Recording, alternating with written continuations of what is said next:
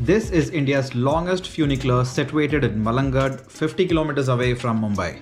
Now, funicular kind of means rope in Latin, and it's named so because the train that you see is pulled using a rope and not by a motor in the train.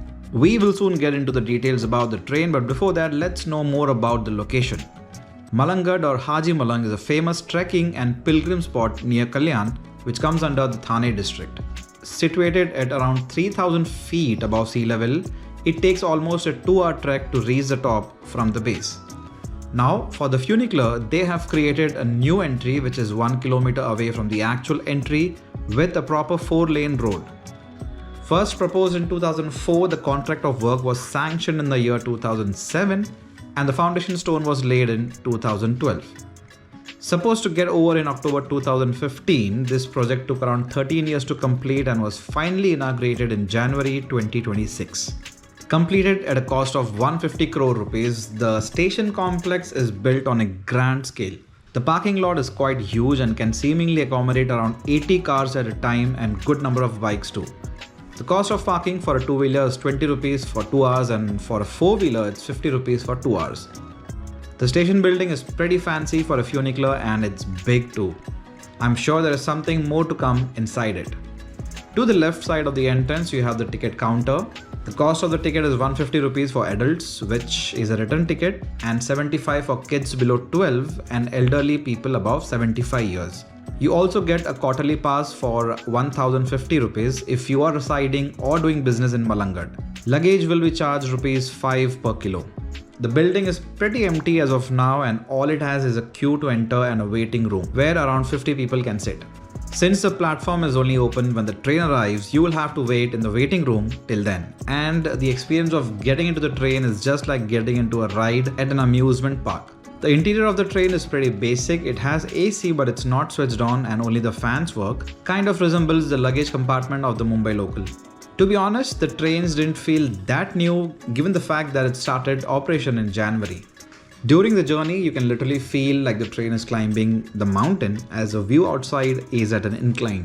I'm guessing the views will be amazing during the monsoon season as it will be greener and you may also be able to see some waterfalls on the way. September to November should be ideal.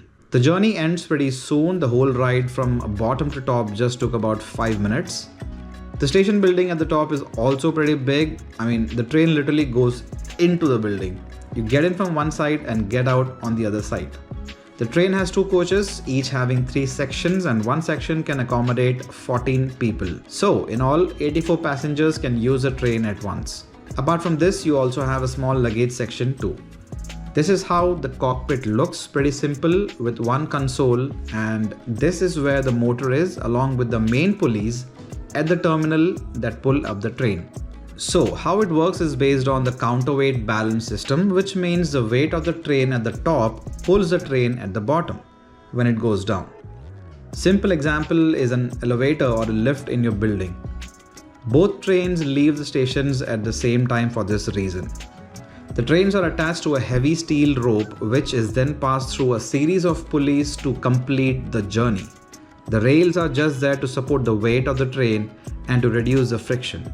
In case the weight of the train at the top is less than the train at the bottom, they use a motor to generate the extra power to move the trains. If you don't take the train, then you will have to trek through this path to go down or come up, which is made up of more than 2500 steps. The path is well defined and you have shops and eateries along the entire path.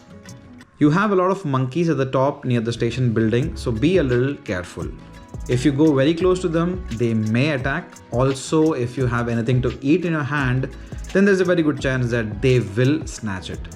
The station building on the top is also fancy, looks like some European town from an angle. The platform is on the top here, so you have to take a lift to go up. Again, here too the building is quite empty and you only have the entry gateway and the waiting room. From here you can get the entire view of the funicular, and I shot a 4.5 minute video of the entire train journey.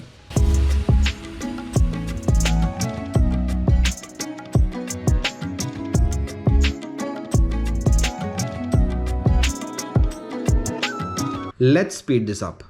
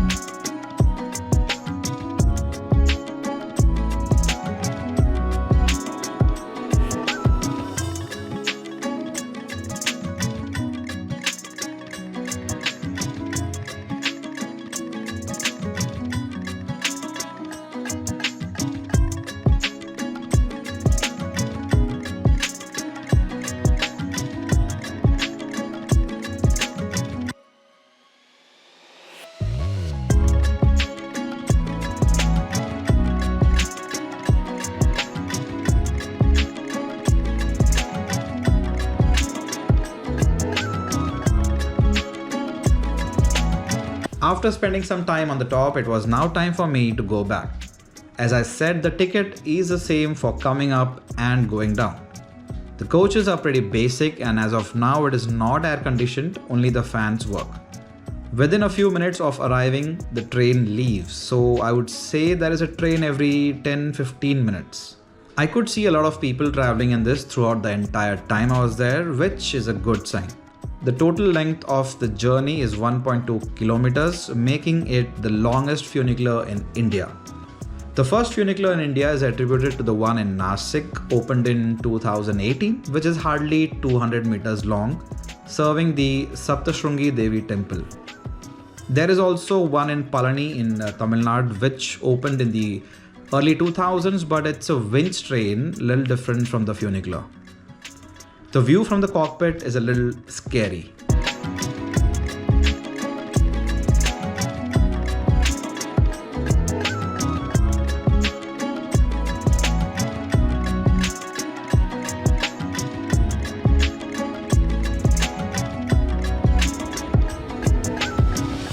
As we are reaching the station, I have to say that I'm quite impressed by this journey, though a lot of things still seem incomplete.